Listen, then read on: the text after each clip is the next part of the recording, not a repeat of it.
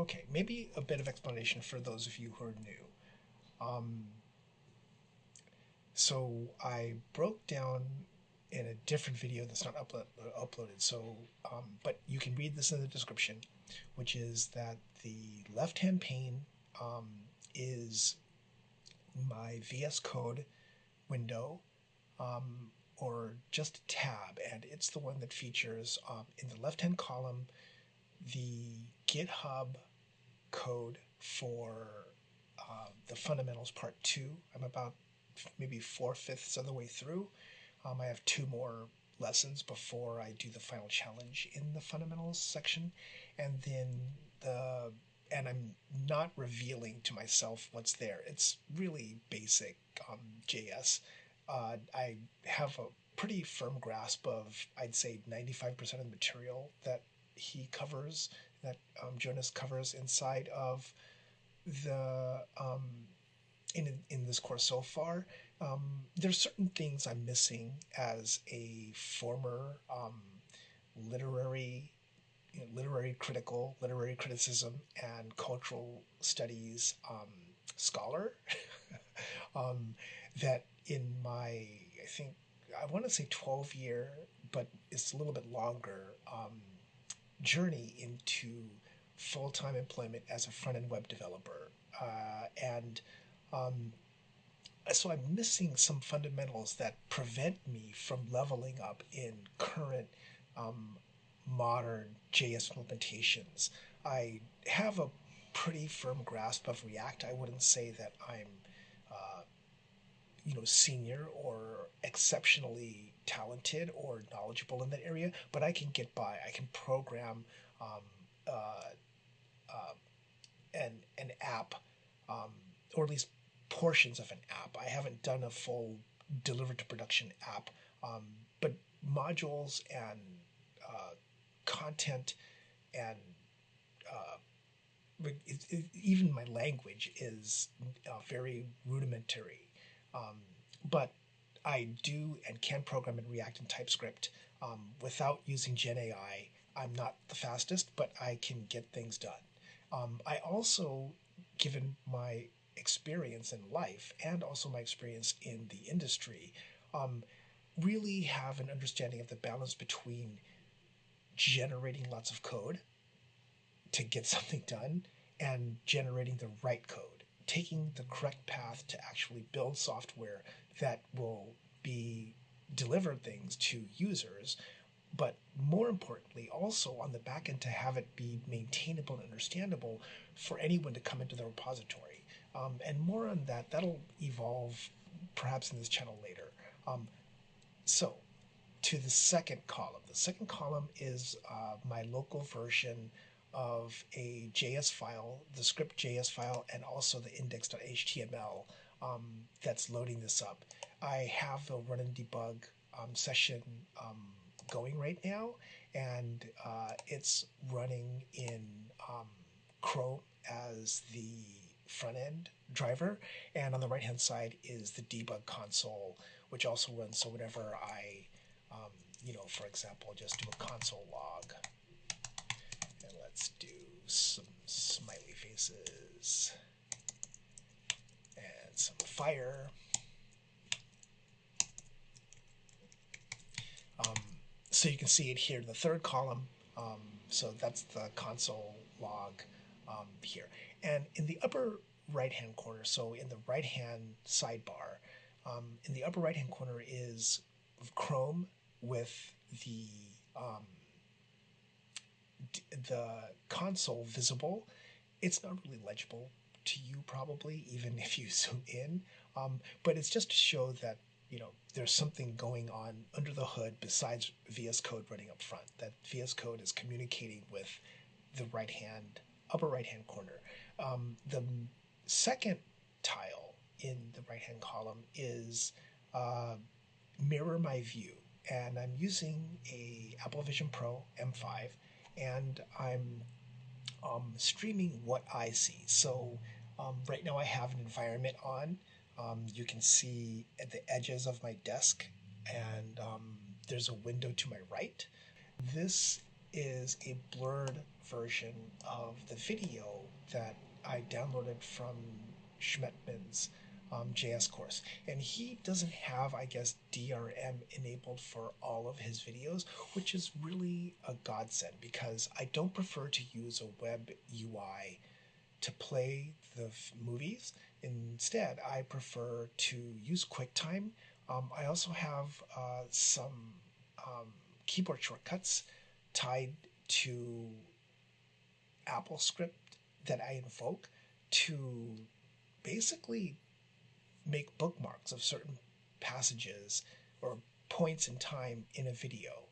I also like to speed up and slow down and rewind using keyboard shortcuts. QuickTime for video is very fast and intuitive for it. It's also susceptible or manipulable using a trackpad, scrolling up and scrolling down. So I just prefer to use the native software provided, first-party software provided where you're running Mac OS, and that's QuickTime Player. And creators, teachers on Udemy who allow people to download that video is a godsend. However, it is copyrighted. I think that there is a fear that some of these materials will be duplicated en masse and shared with others. Technically, that's what I'm doing here, but at the very least, I'm blurring out the video and sharing the content as I go through. Now, going back to the left-hand column or the left-hand side of this window, the left-hand column is Jonas's code, and he's put it up on GitHub. So this is publicly available, or at least if you have a GitHub account. I'm not sure if you can download it anonymously, but in any case, it's widely available.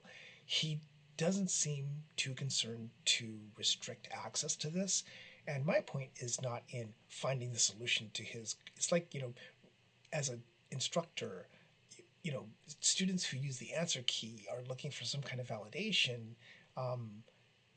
in their learning. So they want to use the answer key to make sure that they're on track. I use it mainly to make sure that I'm in the right section as I'm coding. So, but I'm not looking to look through the answers. I haven't scanned it. This is a genuine workthrough of a developer who has experience in the industry and knows how to code, who gets paid to code. And so, yeah, the concept of cheating or distributing materials, what's even the word, unethically or violating copyright really isn't the interest of this channel. So I don't feel like I'm violating the spirit of Schmedtmann's restrictions by sharing it, his code, in the left-hand column. But I'm sure someone will let me know if I in fact am. Hopefully from Jonas himself, but hopefully, I'm not looking forward to any takedown requests, anonymous takedown requests, or even requests from lawyers. And then, let's see, where else do I want to go? And then on the right-hand, in the right-hand sidebar, the fourth tile down is a picture or a video feed of me, or at least my persona, made using Vision OS 26, and I'm using Persona Webcam to, I guess, local cast my avatar or persona into my Mac, and the Mac is then rolling that into OBS, and so that's what you see. I'm gesturing with my hands here. You can sort of see it because in the inset, there's in the lower right-hand corner of that fourth tile in the right-hand sidebar is a reduced opacity version of me. It's how I look in front of my monitor with the camera basically centered on my face. so that's the real me, or at least a non-persona version of me, a video broadcast version of me. And then the backdrop is actually a blurred picture, otherwise unaltered, just using my phone, and it's the view outside, I think the center window of my apartment. That's here in SF. I've lived in SF since 2008, the summer of 2008. I think that's right. And yeah, I love it. It's gone through many changes, of course, in that time period. But this is not about SF. This is about working through JS. And then, the last tile, the half tile, is a piece of software that visualizes sound forms. And so I have my local audio instrumented here. So basically my microphone is being monitored, as well as the QuickTime video, Jonas's video. So his voice will come through, hopefully clearly. Anyway, so this is sort of my first run, and I have to start getting ready for work shortly. This is gonna be a short run through. So there's all that preliminary. Let me get started.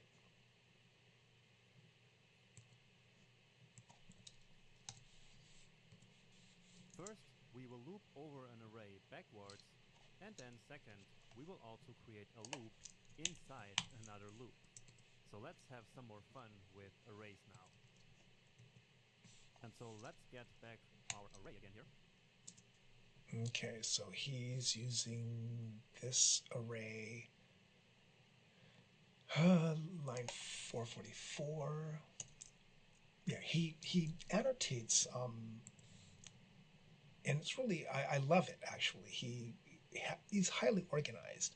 I think Jonas is German, and yeah, the organization of Germans is fabulous. I also very much appreciate, well, let me not get into national characterizations of nations in terms of the organization. But I do have an affinity for people who do that, who are quite organized, who are highly organized.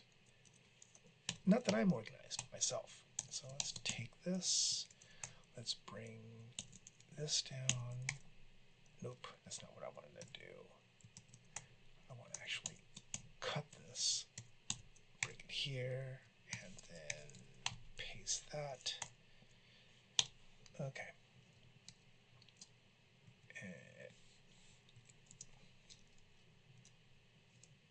So the Jonas array, and let's forget about this element here. And so now, as I said in the beginning of this video, let's now loop. Oh, and actually, I really like how he looping, array, breaking, continuing, whatever. I think this section is, yeah, looping backwards and loops and loops. So let's just do this because I know it's coming up. Okay, let's see where he goes. Jonas array, and let's forget about this element here. And so now, as I said in the beginning of this video, let's now loop over this array backwards. So the first element that we want to print is this one, then this, and finally Jonas. So essentially, in the last lecture, we looped from the beginning. So we started with I've never done this. All the way to 4, right? But now we want to start at 4. Then we want to go to 3, and all the way to 0. This is going to be the last index. So this one is 4, and this one is 0. And so now we need to create the for loop according to this new information. So basically according to this new methodology. So let's start again with the counter, and we'll name it I again. But now, what is the initial value? Right, this is easy. I already know what's coming. So basically it's going to be for let I equal to 4, and basically the test will be, I is greater than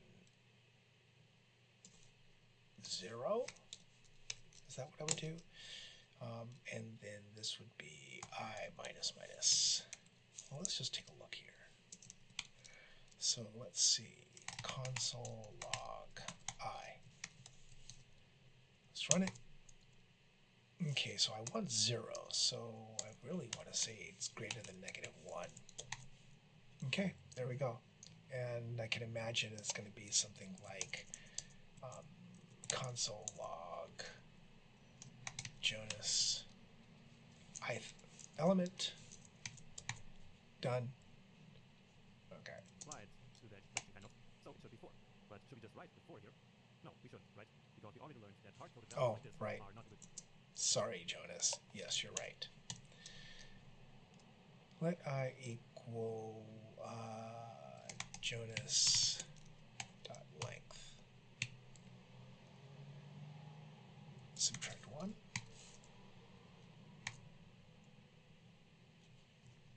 Idea. So what is 4? Well, 4 is basically just the length of the array, which is 5 minus 1. So that's exactly what we will write. Jonas.length minus 1. Then the condition, and when do we want the loop to stop? Well, it should stop after the 0. And so the condition we need to write, remember, is telling JavaScript in which condition the loop should keep running. And so basically the loop should keep running as long as the counter is still above 0. So I should be greater or equal, actually, 0. So let's quickly simulate that. So number 4, interesting. I is greater or equal 0, right? So this condition will be true. And so the next iteration will run. Then we need to decrease the index or the counter. And so let's actually do that as well. And so instead of using I plus plus, which we used before, to increment the value, we use minus minus to decrement or to decrease the value by 1. And so now we move from 4 to 3. And 3, of course, still is greater or equal 0. Then all the way to 0. And so 0 is still greater or equal 0. Then the counter gets updated again, and it will be updated to minus 1. And now minus 1 is not greater or equal 0. So this is false, and so the loop will stop. Okay? So I hope that this was not hard. Really, all we have to do is to think when we create these 3 parts here of the for loop. And I hope you could follow my train of thought here. Now anyway, the rest, of course, is going to work just exactly the same. So we're getting, again, the current element. So let's check that very quickly. And yes, great job, it works. And just to really show it, let's also log the counter variable itself. So first the I, so the counter, and then the array value. And so indeed, this works just as we intended. We start with number 4, just as we have it here. And then we move to 3, 2, 1, 0. And if we now edit one element, then for sure, this is going to work just the same. Because now Jonas' length is 6, and minus 1 is 5, and so it will start here as true. And indeed, it does. Alright, now you will probably not be doing this all the time in your own code, but I thought that this was a nice exercise. No. So again, think about how to define the counter, the condition, and the counter update. Okay, so that was the first part of this lecture, and now I want to show you how we can create a loop inside of a loop. So, does that sound crazy? Well, it's not so crazy. And it's not so difficult either. And to do this, let's go back to our gym example from the first loop lecture. So there we had 10 repetitions for a certain weightlifting exercise. Remember? I'll stop here and note that nesting loops is a fundamental principle or fundamental technique of writing code. You basically can loop through items recursively. If you want to get a listing of files in a folder, basically recursively processing information or data. And I have a number of scripts, for example, that will check process date by embedding itself, basically recursion. And maybe, that's the bigger part. This is, recursion is a really important concept or domain in computer science, and really actually in all of existence.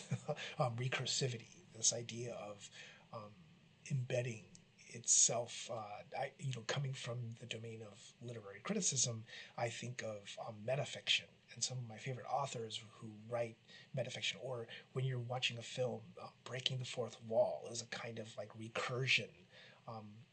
That requires a little bit more theoretical setup to talk about, but we're talking about for loops here, and I wanted to narrate a story. So I remember when I was maybe 3 years into my work as a developer, I was working for a company. Should I name these companies? The working environment maybe would be fine, except I was treated very poorly. I'm traumatized to this day, and we all receive poor treatment. At certain points in our lives, and things went south as I guess the company made more money, and the original founders, it's an SF company, originally a very SF company, as control was wrested from them, and I think the daughters of the owner or one of the founders, um, the daughters of the founder were involved, but they eventually were moved out, and so the person who was running the global digital infrastructure, basically the website, um, she was more glam than knowledge, technical knowledge, and she was just removed from the day to day in terms of the technical.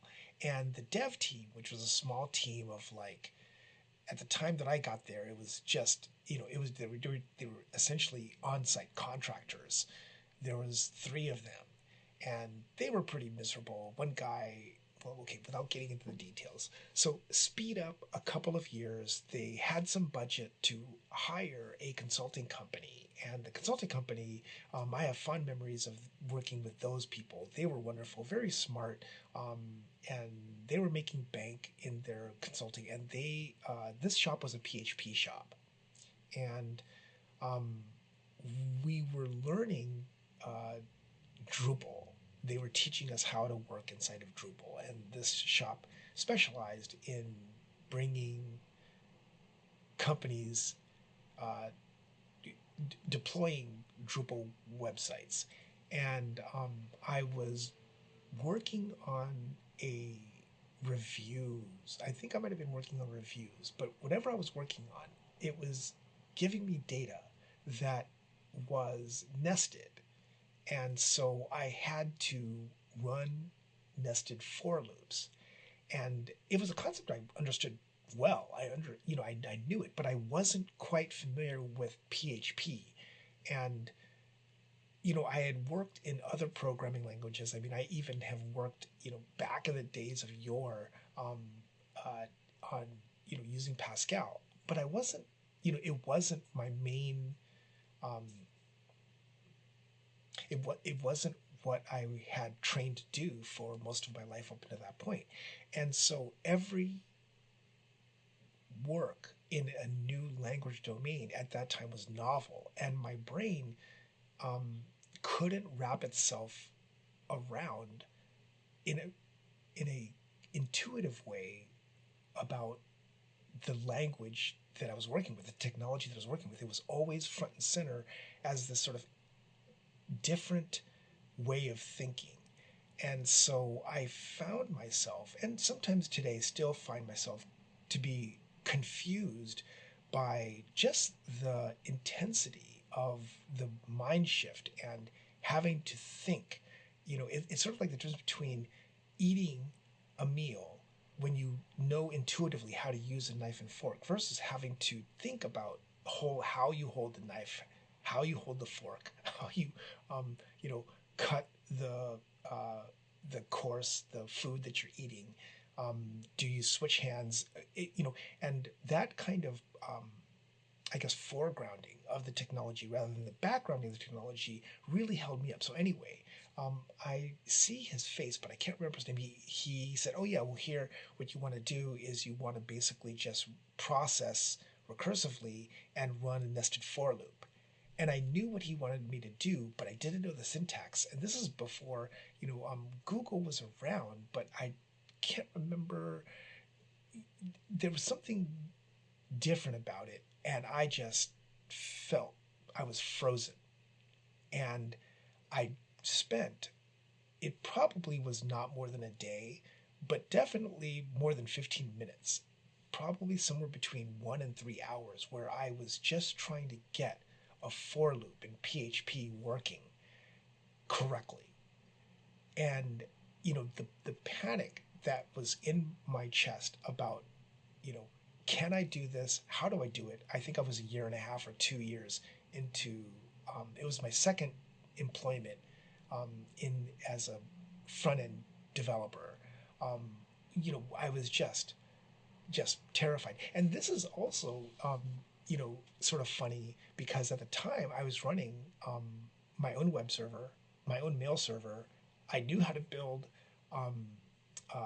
complex, customized, bespoke web pages. I knew HTML and styling at the time, fairly conversant with CSS 2.1, I think it was at the time.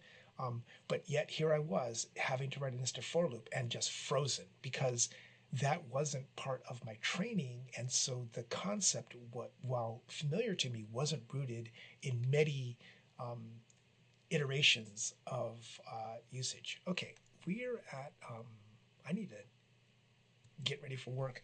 I'll give it another 10 minutes and then I'll end. So let's see how far I get in 10 minutes.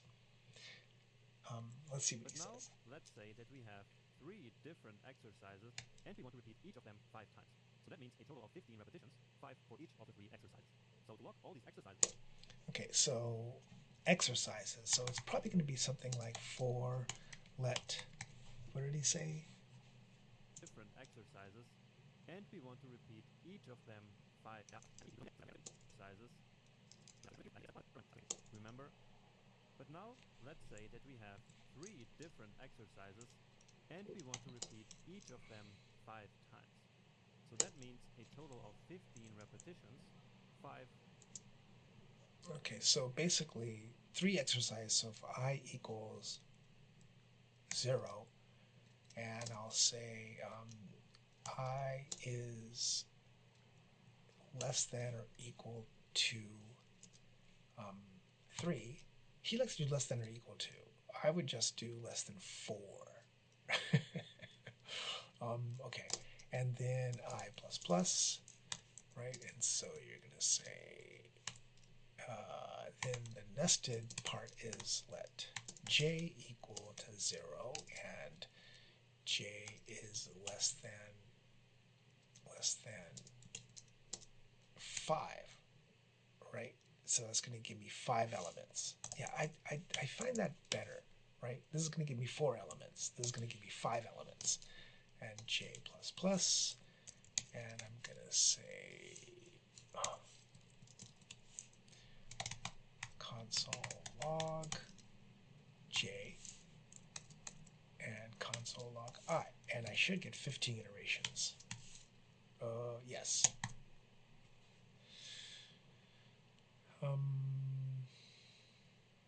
So 1, 2, well, whatever. I can just copy this and bring it into BBEdit, which you can't see. So let's just do a new window here. Nope. This, and look at all that. Okay, let's take these. Well, actually, okay.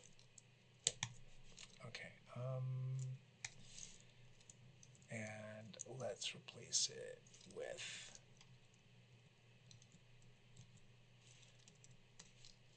colon dot asterisk question mark backslash r. Oh, geez. Colon dot one or more times question mark, and I want to go to the end. $sign. Replace it with nothing.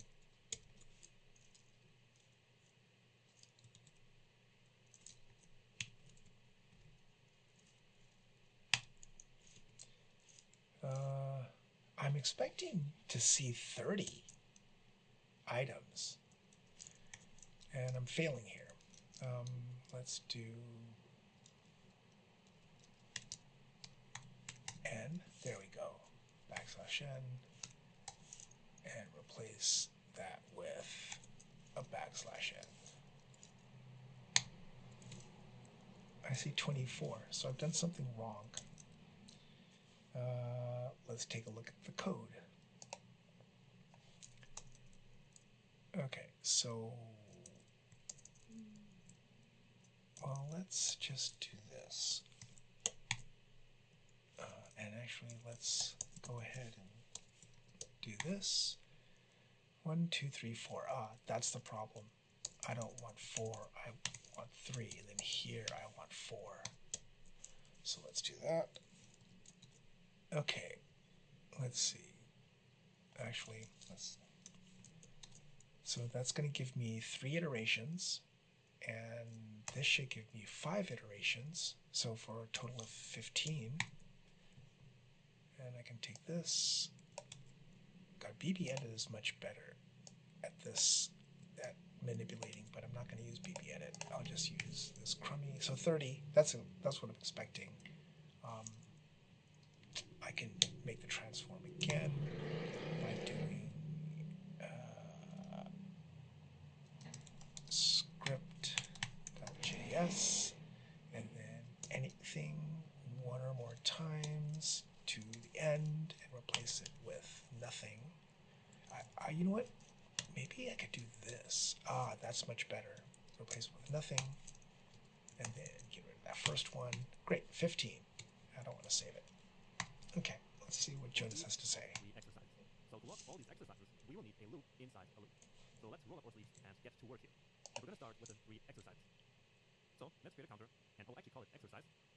So exercise, and we start at 1 now this time again, because we simply want to log exercise 1, 2, and 3. So our condition here is that the exercise should be less or equal to 3. And actually, this would be exactly the same as writing exercise below 4. So you can do whatever you prefer most. And I think I'll actually stick with this one this time. And then we need to increase interesting. the exercise That's after each iteration as always. So now let's log to the console. And that makes a lot of sense, right? Because basically now you're documenting explicitly what the variables are for in code, and you're starting with a index of 1 rather than 0, which means that you're basically making it a little bit more understandable for people who aren't thinking in terms of computer code. So that works. And I can do the same. It's interesting though why he chose to be less than 4 here rather than, and maybe he's going to do repetition here. I don't know. Let's find out. Okay. Something like this. Start. That's low. And so here we use that counter variable. So let's just check this one. So we have 3 exercises, but we don't have any repetitions yet in there. And so now, again, we need to create a loop inside the loop, so that in each exercise we can have the 5 repetitions that we want. And the repetitions themselves are a loop, right? So that's why we now need that loop inside of this loop. So let's do that. And this is going to be basically the same as we did earlier. So let's again call it rep, start at 1, and then the condition. So remember how I said that we want 5 repetitions this time. And so let's say we want to stay below 6. So again, that would be exactly the same as writing less or equal 5. But let's keep it a bit different this time and say below 6. And then rep plus plus. And now lifting weights repetition. And again, I forgot to make the template literal. So yes, this should work much better. And now this cute emoji here again. Oh, where is it? And let's test this now. So what do you expect to see?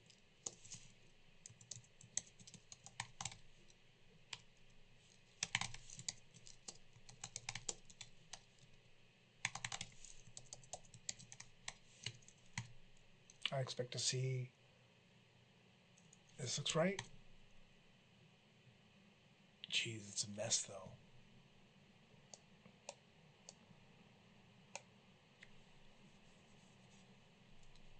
Oh, this is much more sensible. Great. Thanks, Jonas. Before you load your own result, or before I load here the result. So, is this what you expected? Let's even increase this here a little bit. And now we see the full picture.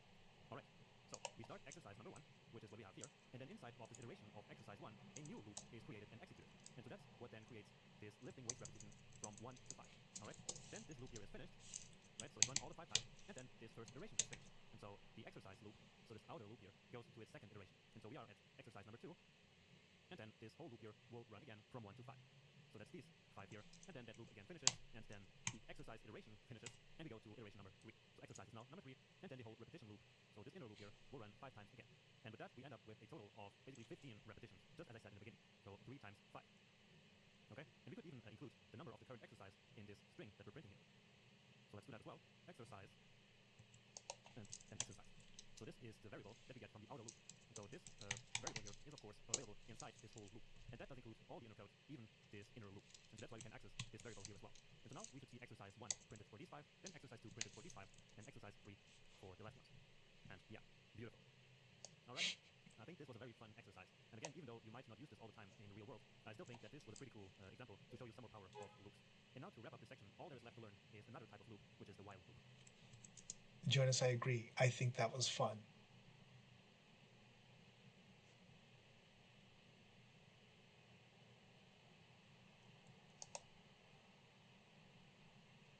Ooh. Okay, I received a warning about my bit rate. I'll have to look that over, but yep, I think the stream is ending now. So,